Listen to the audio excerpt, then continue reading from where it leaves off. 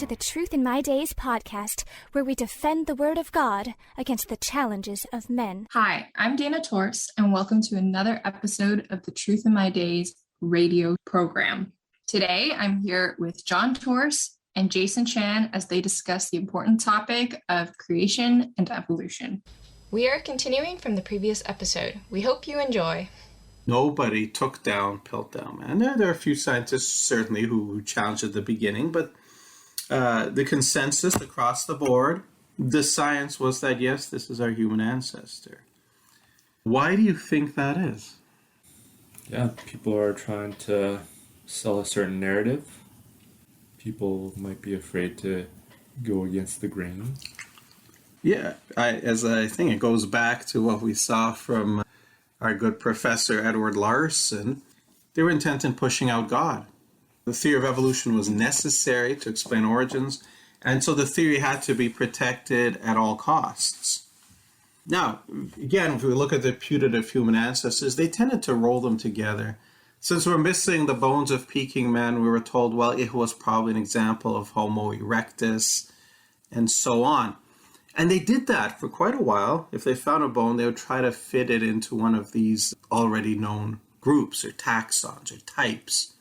Now, it's a different approach. Every time you find a new bone, you invent a new hominid species for it to belong to. You remember we looked at a picture of the world's tallest man, Sultan Kozar, and the time the shortest fellow.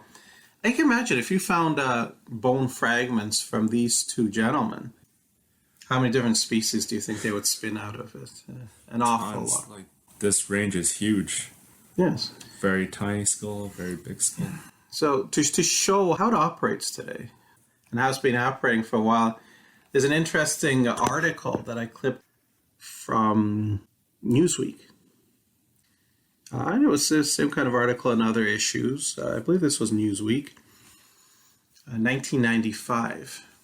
And it's entitled, One Less Missing Link. Bones from the Ethiopian desert prove that human ancestors walked the earth 4.4 million years ago. I mean, one of the things you'll notice is that they keep pushing these dates back. How old was our earliest ancestor? I remember a book we used in high school. It was called Man, the First 3 Million Years. And it was a new edition that had just replaced the earlier one that was called Man, the First 2 Million Years. I see. Which some years earlier replaced the first edition, which was Man, his first million years. So supposedly the dawn of our ancestors keeps getting pushed back further and further. Well, why? Because if you find a bone, and it's, hey, just another Australopithecus bone, Australopithecus africanus or something, or another Homo erectus bone, you don't get a big write-up in Newsweek or Time's got to be something new. And to be new, it's got to be the oldest one we found so far. Now, look at the interesting text, how they describe this find. The paleontologist this is from the article, was walking across the pebble-covered desert of north-central Ethiopia under the searing midday sun, peering carefully around him for ancient bones. Then he saw it, the telltale gleam of a fossil tooth, partially exposed on the rocky ground.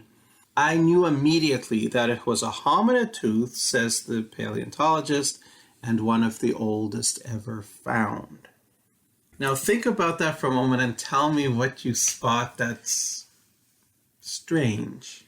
Yeah, it's kind of weird how he can think it's one of the oldest ever found if it was just right there in front of him, right? If it's supposed to be millions of years old, shouldn't it be buried under something? Well, they'll say there's erosion, windstorms, and so on. Mm-hmm. Now, there are two things that I would jump at here right away. Uh-huh. This chap is walking along on the pebble-covered desert, and he sees a gleam on the ground. And he says, I knew immediately that it was a hominid tooth. Now think about it. He hasn't picked it up. He hasn't studied it. He hasn't even bent down to look at it. He sees a gleam on the ground and immediately knows it's a hominid tooth. how can you possibly immediately know that it's a hominid tooth? And if that weren't bad enough, I knew immediately that it was a hominid tooth and one of the oldest ever found. How can you possibly know the age of that when you haven't even looked at it up close? And sorry, this is not casting a good light on this field at all. You cannot know that. But again, if it's not one of the oldest, if it's not hominid, you're not getting into Time Magazine and Newsweek. Well, this creature was christened the Australopithecus ramidus because we always need a new species. Problem is, it was studied for about 9 months, looking at it every possible sort of measurement and dimension and so on. And within 9 months, it was concluded that this thing was absolutely indistinguishable from a chimpanzee tooth. Let me ask you a question, and you get one guess on this. Do you think that Time Magazine, Newsweek, and so on ran big retractions on these articles? Probably not. Absolutely not. So here's how the game works. You put out the claims, people read the claims, people accept the claims. Then when it turns out the claims are false, you just don't publicize that, and people are left believing that there's all this evidence for evolution. The damage has been done. Exactly. And, they got away with it for 40 years with the Piltdown Man. Probably not as long as this one. Australopithecus ramidus was very quietly retired. And he stayed retired for about 16 years. And then we're up to the sesquicentennial of the publication of Darwin's book, and was 200th birthday, something like that. And lo and behold, he returns, except now he's not Australopithecus ramidus, he's now Ardipithecus ramidus. So we'll run the same scam, same tooth, different name. And then we got a whole bunch of them. Once we have Ardipithecus, well, we can have different species of Ardipithecus. For example, the Ardipithecus cadaba. That's another one of our ancient ancestors, which got a big write-up in the media. They had pictures of Australopithecus cadaba. If you look at the picture of Australopithecus cadaba, what do you see there? Fur. It looks like a monkey. Yes, but not completely like a monkey, is it? For example, it's bipedal. We've got this lovely artist's picture of this hominid. It looks sort of like a chimpanzee, not quite as stocky. Standing up but not quite straight. There's a bit of a hunchback there. His face is clearly an ape with the prognathous jaw sticking out, the huge eye ridges, and the big flat nose in the middle. Clearly, this is somewhere between ape and man. Mm-hmm. And when the public looks at it, they see this, well, this is clearly a hominid. It has to be one of our ancestors. And once again, this is planted in the minds of the public. When you look at that head, you cannot deny that this is an ape man, can you? Mm-mm. What people don't ask is, let's see the actual bones. And here, in this picture, we have all of the Ardipithecus cadaba bones that have ever been found, assuming, in fact, they all actually belong to the same creature. What do you notice is not there? Yeah, I mean, all I see are just a few shards of bone. Maybe a femur, part of a femur. Yeah, what do you I don't not see any skull, though. Exactly. No cranial bones. Not one. Okay? Without the cranial bone, of course, you have no idea of what the head looked like. Yeah. And yet, look again at the picture. What is the part that convinces people this is an ape man? Yeah, it's the head. Exactly. So, this is all artists' imagination, but it's not presented to the public that way. We are told that we have found bones of Ardipithecus cadaba, and Ardipithecus cadaba is our distant ancestors. And yet, as I said, only some teeth and jaw and postcranial fragments have been found. You can't know anything about the heads, and it's even questionable whether you should be putting all of those 11 little fragments together. Right.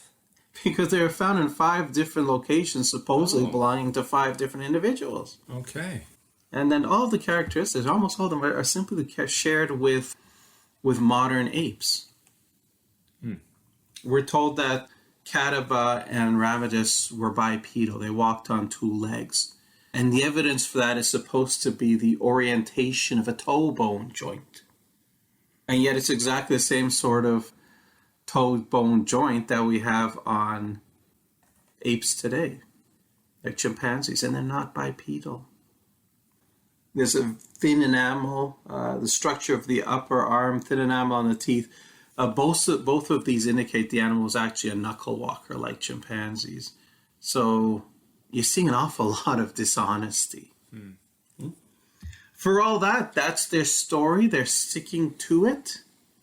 And yet, what happens? What do you think should happen when stunning new evidence comes forth that would overthrow this consensus view of the fossils? What do you think? Because imagine, because evolutionists are like this, they will say, oh, we're following the science, we're doing careful science. They tout what they call the self-correcting methodology of science. If we ever found, say, a rabbit in the Precambrian rock, we would throw out our theory because it's obviously would be wrong then. So we just go where the evidence takes us. Now, it sounds nice in theory. It's not the case in fact, because in reality, we have had examples of stunning new evidence being found that should overthrow these claims. Yep. Let's see how scientists handle these. Thank you, everyone, for listening today. Unfortunately, we have run out of time, but please join us for the next part tomorrow. Same time and same place. If you enjoy our content and think this is important material, the best compliment you can pay is by sharing this with your friends and family. This helps us out a lot. Also, if you enjoyed today's program, please like, comment, share, and subscribe to this podcast. We would love to hear from you.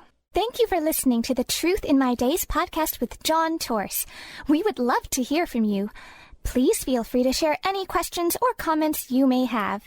You can reach us on Facebook, Instagram, MeWe, and YouTube.